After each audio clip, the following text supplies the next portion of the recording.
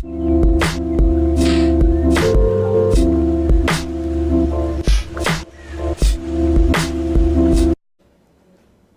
안녕하세요. 평생투자 파트너입니다. 벌써 좀 한 주의 마지막 금요일이네요. 그래서 제가 또 직장 생활을 하다 보니까 금요일만 오면 좀 기분이 좋아져서 뭐 그런 건 좀 어쩔 수가 없나 보네요. 그래서 모두 이번 주도 고생 많으셨고 저는 주말에 좀 책 좀 읽고 영화도 좀 보면서 시간을 좀 보내볼까 합니다. 그래서 여태까지 지금 계속 이번 주는 경제적 해자 도서에 대해서 좀 알아보고 있었잖아요. 기업들이라든지 특징이라든지. 그래서 오늘은 이제 펫도시의 지금 경제적 해자. 자, 오늘은 좀 마무리 편으로 좀 진행을 해드리도록 하고요. 기본적으로 그 해자라는 말의 의미를 한 번만 더 좀 짚고 가도록 하겠습니다. 제가 사진 하나 같이 보여드릴 텐데요. 잠시만요. 네, 지금 보시면은 성 하나의 사진이 이렇게 있잖아요. 그러니까 해자의 의미 자체가 성벽을 둘러싼 뭐 연못이라는 의미잖아요. 그러니까 성벽을 이렇게 뭐 높게 쌓아 올리고 그 다음에 주변에 이제 주위에 연못을 이렇게 파 놓는다는 거는 주변에서 이제 쉽게 침입할 수 없게 방어를 하는 거잖아요. 그러면은 기업에 해자가 있다는 것도 동일한 의미로 어떤 기업이 가지고 있는 산업에 경쟁 업체들이 뭐 쉽게 접근할 수 없는 방어막을 구축하는 걸 해자라고 이해를 해주시면 될 것 같습니다. 그래서 제가 해자의 특징, 뭐 특성 어제 네 가지 한번 말씀드렸는데 다시 한 번 더 조금 정리해 드리도록 하겠습니다. 자, 해자의 특징 중에는 어떤 것들이 있었죠? 제가 굉장히 많이 좀 반복적으로 좀 설명을 드렸었는데, 자, 지금 첫째, 무형자산이죠. 너무 많이 들었죠. 무형자산. 그 안에 브랜드, 특허, 뭐, 법적, 라이센스. 근데 이 무형자산의 좀 뭐랄까 이제 단점이 무엇이냐라고 봤을 때 이 브랜드는 빛을 잃을 수가 있는 거고요. 이미지가 좀 훼손이 될 수가 있는 거고 특허는 유효기간이 항상 있기 때문에 만료가 될 수 있어요. 그래서 한두 개의 특허로는 해자를 만들 수 없다. 그리고 이제 법적 라이센스 같은 경우에는 또 이제 허가가 취소될 수가 있기 때문에 꾸준한 좀 노력이 필요하다라고 이제 봐주시면 되고요. 두 번째는 전환 비용. 이것도 많이 설명드렸죠. 전환 비용은 좀 강력한 해자에 속할 수가 있는데요. 설명드렸었던 더존 비존 있잖아요. 한번 써드리면 더존 비존이 뭐 하는 회사였죠?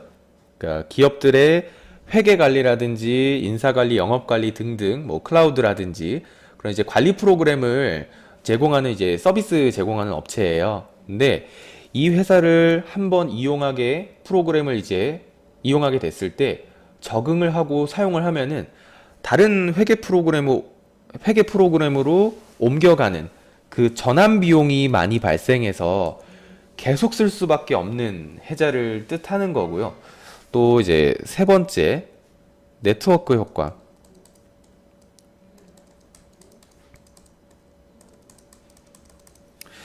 저는 개인적으로 좀 강력한 해자라고 좀 생각을 하는 건데, 뭐 여태 설명드린 네이버나 어제 설명드렸죠. 그리고 그 전에 설명드린 카카오 같은 기업들로 그냥 예를 들었던 것 같이, 이 회사들에서 처음에 창출된 매출이 있고, 그럼 그 매출로 계속해서 새로운 사업을 하고, 그럼 기존 고객층이 있기 때문에 기존 고객층의 자연스러운 소비로 이어지는 이런 좀 선순환이 가능한 해자이고요. 강력한 해자에 속한다고 저는 개인적으로 생각을 하고요. 그리고 이제 네 번째로는 원가 우위가 있었죠. 말 그대로 동일한 산업의 경쟁 업체들보다 원가 절감을 성공적으로 하고, 그러면은 당연히 고객 입장에서는 동일한 질의 제품이 있다면 조금 더 저렴한 가격으로 상품들을 이제 고객들에게 제공할 수 있고, 고객들도 당연히 조금 더 저렴한 제품을 사게 되는 거잖아요. 그래서 타사보다 원가 우위에 있는 기업들도 해자에 해당할 수 있다 정도로 정리를 한번 해드리고요. 네, 제가 이제 특성들을 뭐 계속 말씀드리면서 처음에 제가 한번 설명드렸던 것 중에서요, 어, 해자인지 착각할 수 있는, 덫인지 좀 해자인지 이런 좀 헷갈리는 부분이 있을 수 있다고 말씀을 드렸는데요. 그 중에서 좀 대표적으로 하나 좀 말씀을 한번 드려보자면, 우수한 경영진, 뭐 CEO가 되겠죠. 그러니까 우수한 CEO가 있는 기업들이라고 해서 해자인지 좀 해자라고 좀 속으실 수 있지만, 책에 보면 이런 구절이 있거든요. 기수에 투자하지 말고 말에 투자하라. 여기서 기수란 CEO를 뜻하는 거고요. 말이라는 거는 기업이 운영하는 산업에 해당한다고 생각해 주시면 되는 거고요. 그러니까 말로 보자면 최고로 빠르게 달릴 수 있도록 훈련받은 말들은요, 엄청나게 엉망진창인 그 초보 기수가 타지 않는 이상은 웬만해서는 계속 잘 달릴 수가 있는 거고요. 그럼 반대로 최고의 기수가 온다 한들 제대로 뛸 수 없는 말을 대회에서 우승시킬 수는 없는 거거든요. 그러니까 쉽게 한번 설명해 주심 이제 말씀드리면은, 돼지목에 진주 목걸이 걸어봤자 그냥 돼지는 돼지일 뿐인 거잖아요. 그래서 이제 뛰어난 뭐 이제 개인 투자자분들이 좀 뛰어난 CEO가 운영하는 회사에 투자하고 싶은 거는 당연합니다. 뭐 저 역시도 그렇게 생각을 하지만, CEO가 뛰어나다고 해서 이 조건만으로는 장기적인 해자에 해당하기는 어렵다고 생각해 주시면 되거든요. 그러니까 왜냐면은 CEO는 계속 바뀔 수가 있는 건데요. CEO가 계속 바뀌어도 그 이제 기업이 가지고 있는 산업의 경제적인 해자를 잘 구축해 놨다면은 장기적으로 살아남을 수 있는 기업이다라고 이제 생각을 해주시면 되고요. 그래서 이제 이 책을 한번 보시고 국내나 뭐 해외 기업들 중에서요, 진짜 최고의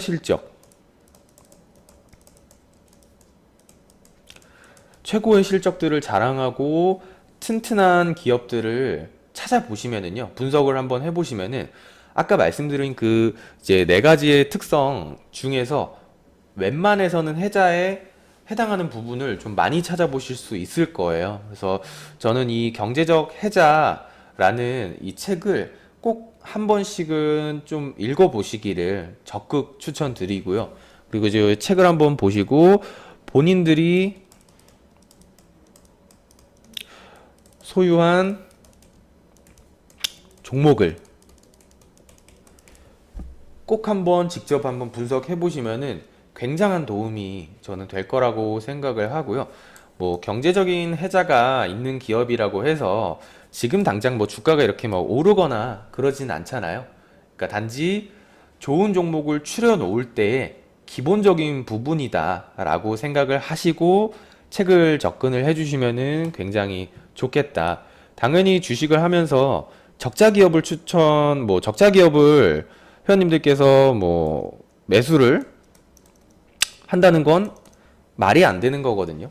어쨌든 주식은 확률적으로 다가가는 이제 게임인 거기 때문에 최고의 실적이 나온 종목들만 찾아서 들어가는 것이 최고로 안전하고 좋다, 좋은 방법이다라고 좀 말씀을 드리고요. 그래서 항상 좀 원칙을 지키시면서 개인 투자자분들 흔들리지 마시고 최고의 기업들 좀 발굴하시고요. 그렇게 좀 투자하는 개인 투자자들이 좀 되셨으면 좋겠습니다. 뭐 단타나 급등주 이런 거 하지 마시고. 그래서 오늘은 제가 이것으로 좀 일주일 동안 진행했던 경제적 해자를 마치도록 하고요. 다음 주는 제가 미리 말씀드리면은 알렉산더 엘더의 아이고 네 알렉산더 엘더의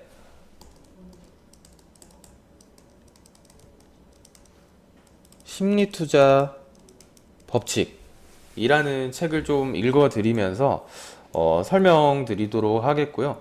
이 어쨌든 주식이 거의 심리로 하는 거잖아요. 그래서 이 책은 굉장히 좀 도움이 많이 되실 거다라고 한번 말씀을 드리고 제가 이것으로 좀 마치도록 하겠습니다. 그래서 개인 투자자 분들이나 저희 회원님들 모두 좀 주말 편하게 잘 보내주시고요. 제가 다음 주에 다시 찾아뵙도록 하겠습니다. 고생 많으셨습니다. 감사합니다.